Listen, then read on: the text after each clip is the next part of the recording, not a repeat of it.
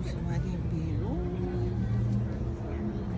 یه جای خیلی خوب، همه جا کریسمسیه.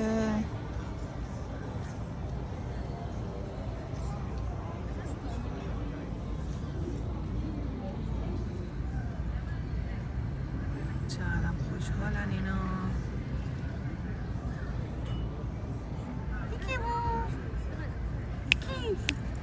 کیف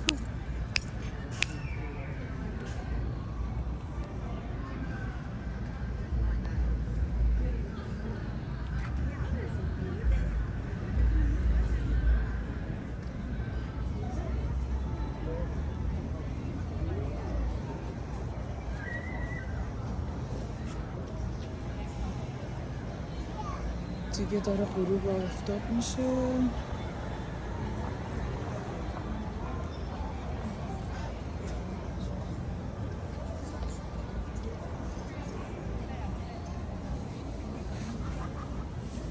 خوشحالی امروز اومدی بیرون دوباره؟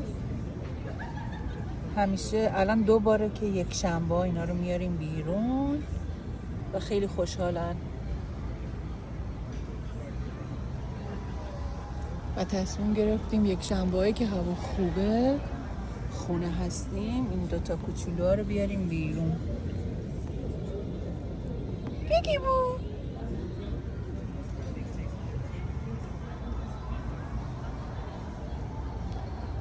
اینم از هوای اینجا.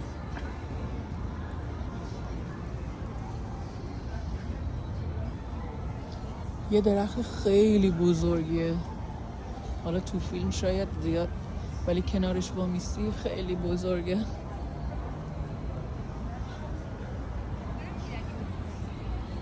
اینجا منطقه رینالدیه، خیلی جاش خوبه، من خیلی اینجا رو دوست دارم.